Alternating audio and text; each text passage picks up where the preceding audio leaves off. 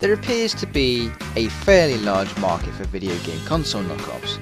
These consoles, especially prevalent in countries such as China, where piracy and lack of distribution centers have led companies to try to make a quick buck. So here they are, the top 10 worst knockoff game consoles around. This is the top 10 worst knockoff consoles. Number 10. Generation NEX. The Generation NEX console is a failed attempt to clone Nintendo's classic NES system. Gamers are supposed to be able to plug their Famicom and NES carts directly into the thing and play happily, but unfortunately the console just doesn't appear to faithfully render games. With so many reports of nasty controller functions and abundant graphical and sound glitches, the Generation NEX failed to impress. Number 9. Game Theory Admiral. Unlike Nintendo's own Game Boy, the Game Theory Admiral plays actual Famicom cartridges. The Chinese-based publisher Mystery sells Admiral online on many websites. The system is modeled after the Game Boy Advance and makes use of an adapter to play Famicom games.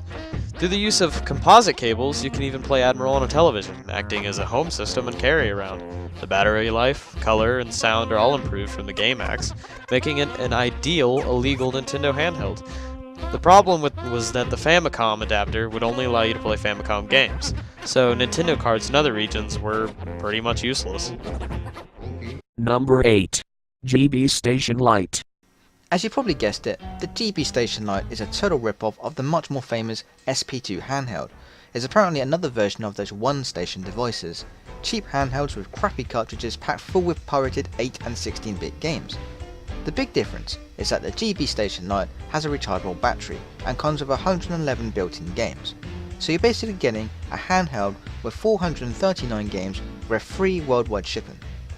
Not too bad when you think about it, although I'm pretty sure at least 100 of those games were double listed. Number 7. E-Time D22.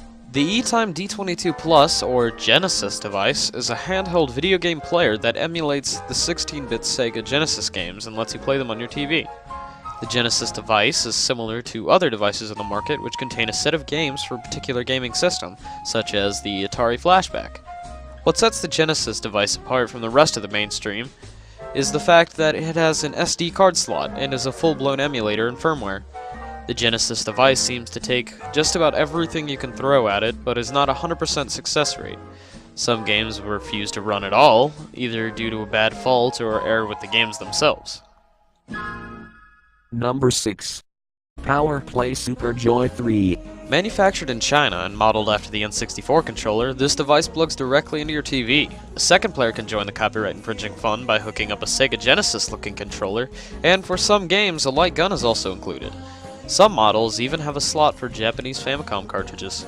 The Super Joy 3 sold in Brazil, Europe, Asia, and until recently North America. Though it isn't very likely that this will be staring back at you from a window in a shopping mall, it's still common to find in bargain bins. Number 5. Pop Station.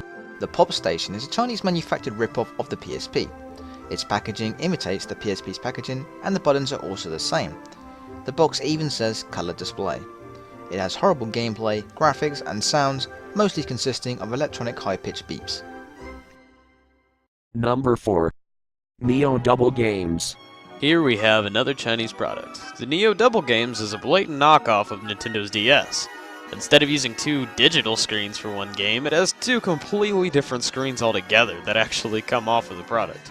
The funniest part is the second screen's actually fake and made to look like a DS. On the side note, some of the buttons don't work either because they were also used to make it look like a DS, or the people who made them didn't get time to function it properly.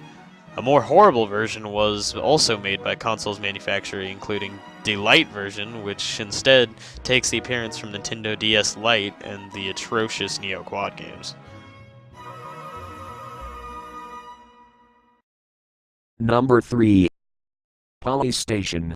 The Chinese take on the PlayStation, the Polystation, and similar consoles are sold under many different names. Some of these consoles resemble the original PlayStation and others the PlayStation 2. Some variations include built-in pirated games, and in many cases these games are hacked. The The number of games built in is also usually greatly exaggerated, claiming numbers in hundreds or thousands when in reality the same games are listed multiple times with slight variations. Number 2. PX3600. The PX3600 could quite possibly be the worst Xbox PlayStation hybrid knockoff console ever. Made by Hong Kong's Cheer Tech Industries, this machine has a fake disc tray, meaning that all the games are built into it. It also includes visual elements from several modern consoles, tweaking them just enough to keep them from safe copyright infringements. It will play a handful of built-in games and comes with 2 controllers, but only one has a rumble feature.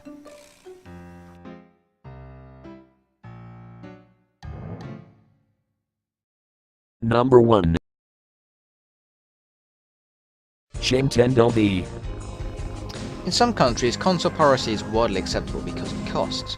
The original hardware is considered too expensive for the average consumer, and thus a cheaper version is much more profitable. Enter the V, China's answer to the Wii.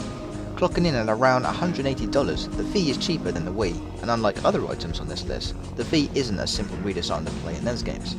The company behind the V, Kensington, has managed to spread the V throughout Europe, where it's advertised in shops as an alternative to the Wii.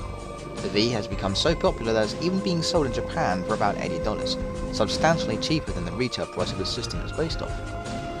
It is incredibly lightweight, and on top of that, the motion controls, while functional, barely work. Though a few of the included games work well with their simple motions, others require a great amount of aggression and violence to register. The V doesn't actually play Wii games, instead it comes with a tiny cartridge of 12 16-bit games. The 12-in-1 Sport V cart has some simple Wii Sport rip-offs that are played with a rabbit and his rodent friend.